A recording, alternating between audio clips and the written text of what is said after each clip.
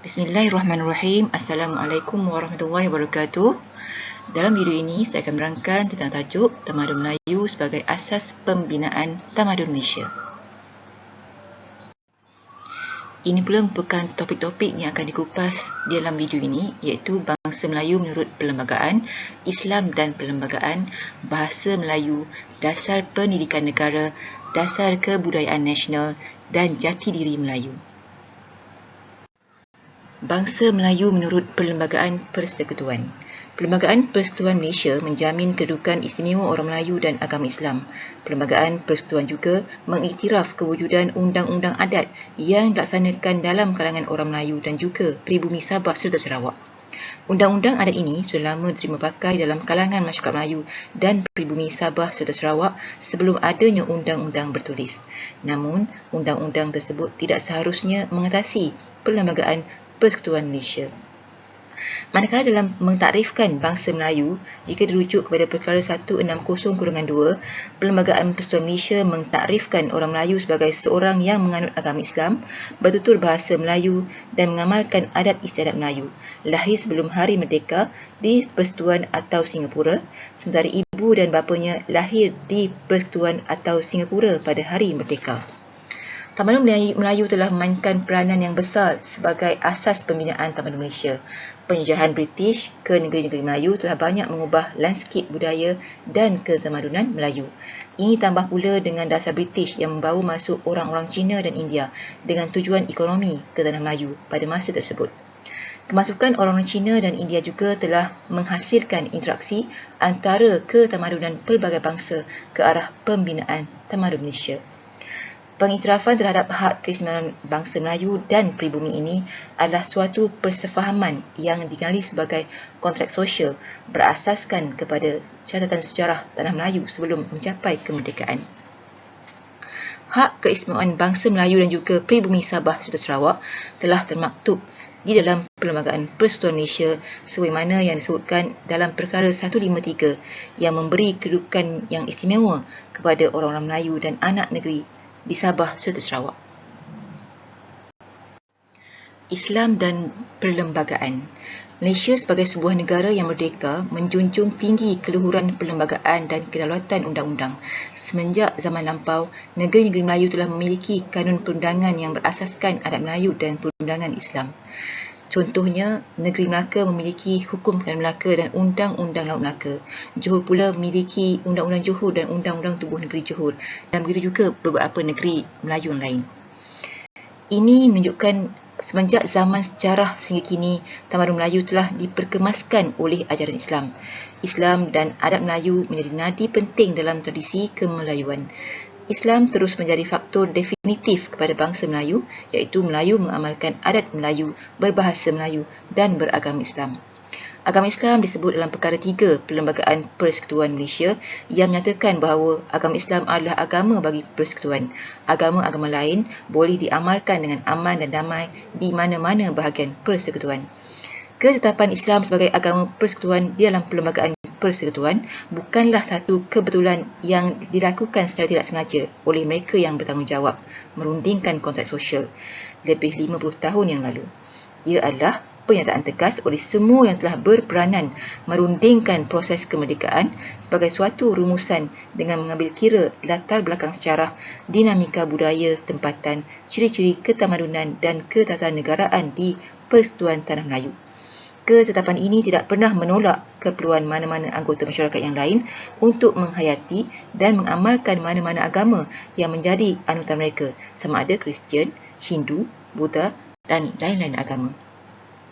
Peruntukan Islam sebagai agama persekutuan ini merupakan salah satu dari 7 ciri-ciri asas Perlembagaan Persekutuan seperti mana yang dinyatakan oleh Tun Muhammad Sufyan, bekas Ketua Hakim Negara. Ciri-ciri lain Perlembagaan Persekutuan menurut beliau ialah: pertama, Malaysia sebagai sebuah persekutuan; kedua, perlembagaan sebagai undang-undang utama persekutuan; yang ketiga, pengasingan kuasa antara eksekutif, parlimen dan kehakiman; keempat, raja berperlembagaan; kelima, demokrasi berparlimen; dan keenam, badan kehakiman yang terpisah dan bebas dari penguasaan parlimen dan eksekutif. Bahasa Melayu. Meneliti daripada perspektif sejarah dan asal-usul, bahasa Melayu ialah sejenis bahasa Melayu Polinesia di bawah keluarga bahasa Austronesia yang telah digunakan di wilayah Indonesia, Malaysia dan persekitarannya sejak melebihi 1000 tahun yang lalu. Rekod terawal bahasa Melayu kuno ialah sebuah batu bersurat bertarikh 680 Masih yang dijumpai di Sumatera Selatan. Oleh itu, bahasa Melayu sering dianggap oleh para cendekiawan sebagai berasal dari Sumatera Selatan. Ia menjadi bahasa kebangsaan Malaysia, Indonesia dan Brunei serta juga salah satu bahasa rasmi di Singapura. Bahasa Melayu juga berperanan dalam pembentukan tamadun Melayu. Selain daripada menjadi alat penyebaran dan perkembangan agama Islam dan juga menjadi bahasa tulisan dan komunikasi utama. Contohnya antara fungsi bahasa Melayu ialah sebagai bahasa lisan para pegawai kerajaan sewaktu mereka menjalankan tugas-tugas rasmi negara, sebagai media segala urusan surat menyurat di dalam dan di antara jabatan-jabatan kerajaan, digunakan dalam semua rekod-rekod kerajaan, menjadi sebagai media untuk menulis semua undang-undang dan peraturan-peraturan negara serta digunakan untuk semua jenis borang urusan rasmi kerajaan. Manakala kedudukan bahasa Melayu sebagai bahasa kebangsaan termaktub di dalam Perkara 152 Perlembagaan Persekutuan dan Seksyen 2 Akta Bahasa Kebangsaan 1963-1967. Dan ketentuan bahasa Melayu sebagai bahasa rasmi Malaysia adalah berdasarkan kepada persetujuan Majlis Perikatan Kebangsaan yang bertuju dengan ketentuan ini dengan syarat ia tidak menjejaskan dasar perikatan. Dasar pendidikan negara. Antara perkara yang paling penting perlu wujud bagi mana-mana sistem pendidikan kebangsaan ialah dasar pendidikan itu sendiri.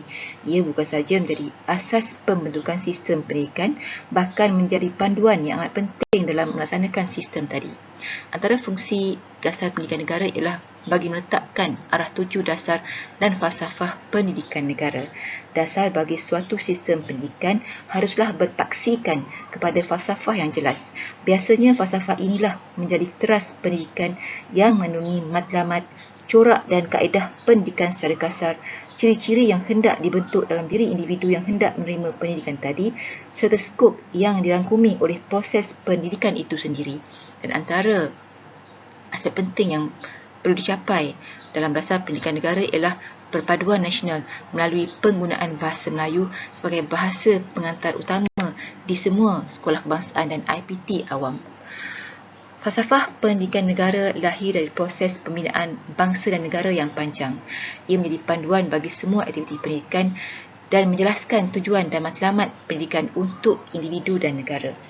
Umum mengetahui bahawa falsafah pendidikan negara yang dirumuskan pada tahun 1988 dan disebut dalam Akta Pendidikan 1996 menyatakan dengan jelas bahawa pendidikan di Malaysia adalah suatu usaha berterusan ke arah memperkembangkan potensi individu secara menyeluruh dan bersepadu untuk melahirkan insan yang seimbang dan harmonis dari segi intelek, rohani, emosi dan jasmani berdasarkan kepercayaan dan kepatuhan kepada Tuhan. Usaha ini adalah bertujuan untuk melahirkan warga negara Malaysia yang berilmu pengetahuan, berketerampilan, berakhlak mulia, bertanggungjawab dan berkeupayaan mencapai kesejahteraan diri serta memberi sumbangan terhadap keharmonian dan kemakmuran keluarga, masyarakat dan negara.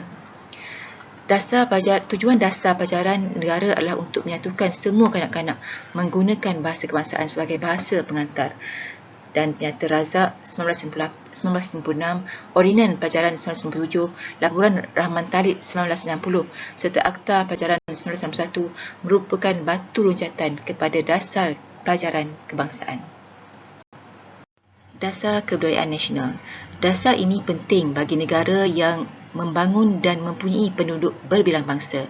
Ia bertujuan menjadi garis panduan dalam membentuk, mewujud dan mengekalkan identiti negara dalam kalangan masyarakat antarabangsa.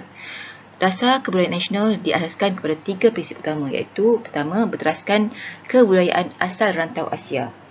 Ia bermaksud berteraskan kepada kebudayaan rakyat asal rantau ini yang merangkumi kawasan Malaysia, Indonesia, Filipina, Singapura, Brunei, Thailand dan Kampuchia serta Kepulauan Selatan Pasifik sehingga Malagasy adalah merupakan bahagian utama dari kawasan tamadun dan budaya Melayu. Budaya Melayu pada hari ini merupakan cara hidup, lambang identiti dan asas ukuran kepribadian kepada lebih 200 juta umat manusia yang menuturkan satu rumpun bahasa yang sama. Prinsip yang kedua pula ialah menerima unsur lain yang sesuai dan wajar. Unsur-unsur kebudayaan lain yang sesuai dan wajar boleh diterima sebagai sesuatu yang dinamik, sentiasa berubah-ubah melalui proses penyerapan dan penyesuaian secara berterusan. Prinsip ini bertepatan dengan situasi penduduk berbilang kaum yang mewarisi pelbagai budaya.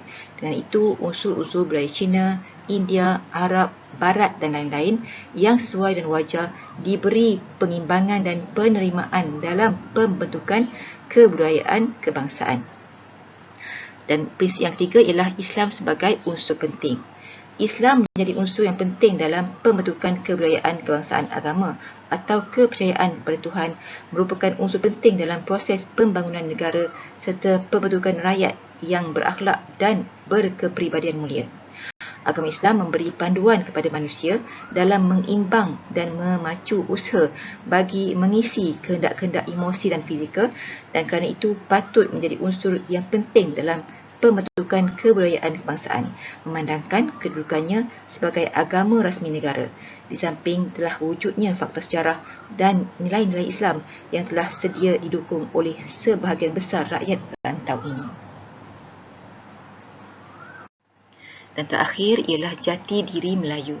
Dari segi sejarah, bangsa Melayu telah mencapai tahap ketamadunan yang tinggi selepas memeluk Islam. Ini boleh lihat contohnya dari Kerajaan Melayu Melaka, yang mana ketika itu mereka telah mempunyai undang-undang yang tersendiri bagi mentadbir kerajaan, iaitu Hukum Kerajaan Melaka dan Undang-Undang Laut Melaka. Pembinaan Tamadun Malaysia memerlukan pembinaan jati diri Melayu. Apakah yang dimaksudkan dengan jati diri? Jati diri ialah identiti yang memisahkan suatu peribadi dengan yang lain. Ia juga menunjukkan ciri-ciri sejati yang dimiliki oleh seseorang. Malaysia mempunyai kepelbagaian nilai dan jati diri. Dan bagi orang Melayu di Malaysia misalnya, mereka perlu mempunyai 3 jati diri, iaitu jati diri sebagai orang Melayu, jati diri sebagai rakyat Malaysia dan jati diri sebagai penganut Islam itu sendiri. Jati diri ini penting kerana masyarakat Melayu yang sentiasa terdedah kepada pelbagai ancaman dan serangan dari luar.